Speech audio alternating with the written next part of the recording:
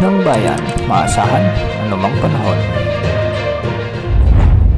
Magandang oras po sa ating lahat. Narito ang update sa lagay ng panahon ngayon at sa susunod na 24 oras. Sa kasalukuyan nga ay may namomonitor tayong low pressure area at huli itong namatan ng Pag-asa sa layong 850 kilometers hilagang silangan ng extreme northern Luzon. Samantalang southwest monsoon naman ang makakaapekto sa Luzon at western sections ng Visayas.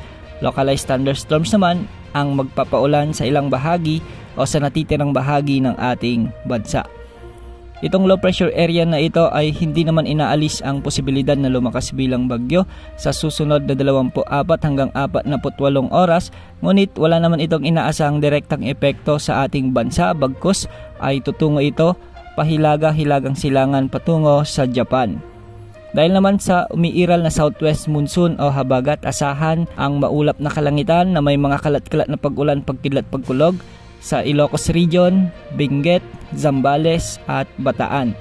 Ang mga lugar na ito, lalo na yung mga lugar na inuulan pa ng mga nakaraang araw, ay posibleng makaranas ng mga pagbaha at pagguho ng lupa, lalo na kung minsan ay may mga katamtaman hanggang sa malalakas na pagbuhos ng ulan. Samantala, magiging bahagyang maulap hanggang sa maulap naman ang mga kalangitan na may mga tsansa ng mga kalat-kalat na pag-ulan at pagkidlat pagkulog sa Metro Manila, sa natitirang bahagi ng Luzon, sa Western Visayas at sa Negros Island Region. Posible pa rin ang mga flash floods at landslides, lalo na kung may mga severe thunderstorms.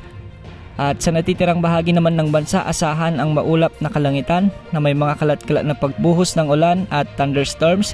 Dulot naman ito ng mga localized thunderstorms. Dahil pa rin sa umiiral na localized thunderstorms, asahan din ang maulap na kalangitan na may mga kalat-kalat na malalakas na pag-ulan sa Eastern Visayas, Northern Mindanao, Soxargen, Zamboanga Peninsula at sa BARMM. Posible naman ang kalat-kalat na pag-ulan sa may Caraga at ilang bahagi ng Davao Region.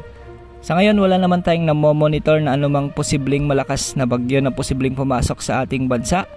At wala rin tayong namomonitor na low pressure area na posibleng magpaulan na lumapit sa ating kalupaan. Wala namang nakataas na gale warning sa mga karagatang sakop ng ating bansa, kaya malaya ang ating mga kababayang mangingisda at may maliliit na sasakyang pandagat na pumalaot sa anumang bahagi ng ating karagatan. Yan ang update sa lagay ng panahon. Ito po ang weather update ng bayan, maaasahan anumang panahon.